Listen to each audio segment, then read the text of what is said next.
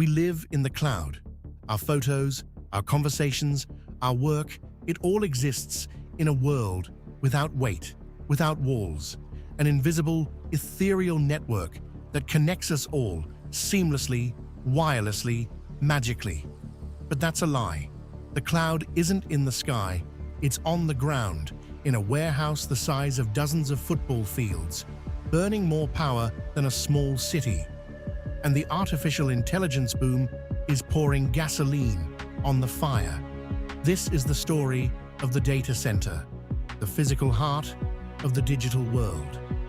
These secretive humming factories are the real foundation of modern civilization, and their insatiable hunger for energy is beginning to reshape our world in ways we are only starting to understand. So, what is a data center? Forget the sterile stock photos. Picture a building that is less of an office and more of a machine.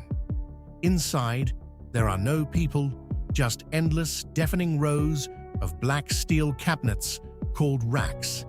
Each rack is filled with dozens of screaming hot servers, the powerful specialized computers that store, process, and route the world's information. For decades, these servers powered everything from your email to streaming movies. But now, a new kind of hardware is taking over, the GPU, or Graphics Processing Unit. Originally designed for video games, these chips are uniquely suited for the colossal calculations required by artificial intelligence. While a traditional server rack might use around 7 kilowatts, the newest racks built for AI can consume over 100 kilowatts, more power than an entire street of houses. And these racks are being installed by the thousands, transforming the data center into a supercomputer that spans acres. The scale of these operations is difficult to comprehend. A single hyperscale data center, the kind operated by Amazon, Google, or Microsoft, can contain hundreds of thousands of servers and draw over 100 megawatts of power continuously. That's enough electricity to power around 80,000 American homes, and these are no longer isolated buildings. The industry is now building massive campuses with power demands approaching 1 gigawatt, a scale comparable to the output of a large nuclear power reactor. Globally, data centers consumed an estimated 1.5% of the world's electricity in 2024. But driven by AI, that demand is projected to roughly double by 2030, reaching nearly 1,000 terawatt-hours. That's about as much as the entire current electricity consumption of Japan. All that electricity creates a byproduct, a staggering amount of heat. The central engineering challenge of a data center isn't computing, it's cooling. Systems have evolved into advanced liquid cooling, with water pipes running directly to the chips themselves.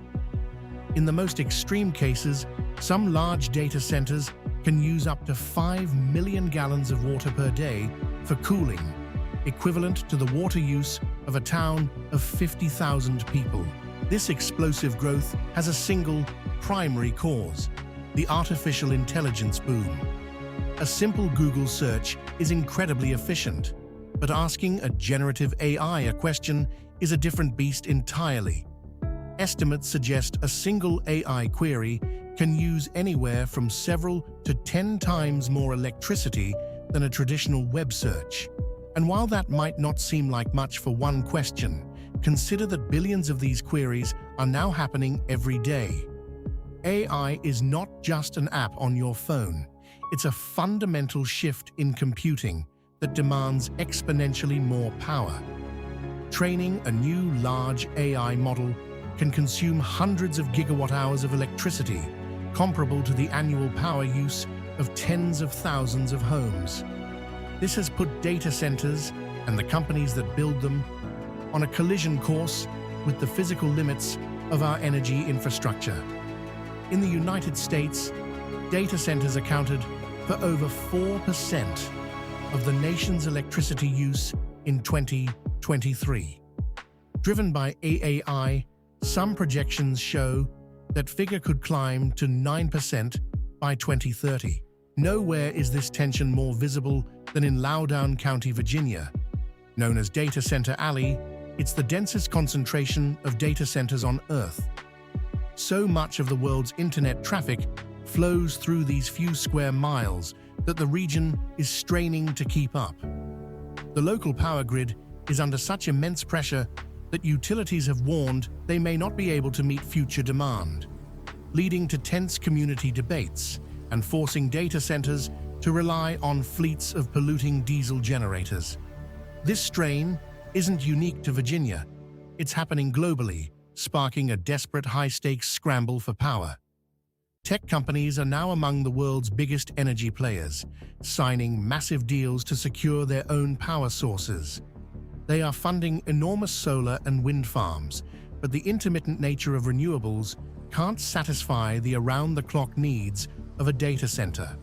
So they are turning to the one source of carbon-free power that runs around the clock: nuclear energy.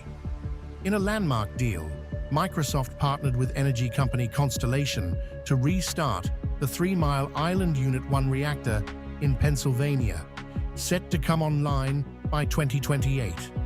Amazon, Google, and others are exploring similar investments, funding a new generation of small modular reactors to power their digital empires.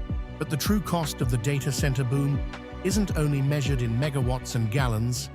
It's increasingly being paid by ordinary people living right next door. These buildings no longer rise in remote deserts. They're going up beside homes, schools, and farms, and the communities around them are beginning to push back. The first complaint is often the sound. A large data center never sleeps.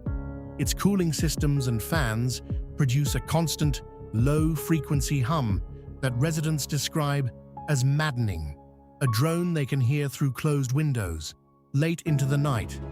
Then there's the bill. As data centers swallow enormous shares of the local grid, the cost of building new power lines and plants gets spread across everyone, and families in these regions are watching their monthly electricity bills climb to help power the world's server farms. In drought-prone towns, residents find themselves competing with cooling towers for the very same water. And the rows of backup diesel generators, run and tested regularly, raise real concerns about the air that nearby families breathe. Communities are often promised a windfall of jobs and tax revenue to welcome these projects in. But a finished data center, for all its staggering size, might permanently employ only a few dozen people. So across the country, residents are packing town halls, challenging rezonings, and even passing moratoriums, demanding a say in whether the cloud gets to move in next door. This is the new reality. The invisible, weightless cloud has a very real and very heavy physical footprint. Its demands are helping to bring nuclear power plants back online, straining water resources in drought-prone areas, and turning quiet suburban neighborhoods into the front line of a fight over who really pays for the digital age. Modern life, from our global financial systems to our social media feeds, from scientific research to the emerging world of artificial intelligence, is now built upon a foundation of these few, anonymous and intensely powerful buildings. We wanted a world of seamless connection and infinite knowledge, and we got it. But we are only now beginning to confront the staggering, hidden cost of keeping the lights on. If this changed how you see the cloud, subscribe for more deep dives into the hidden machinery of the modern world, and tell us in the comments what we should uncover next.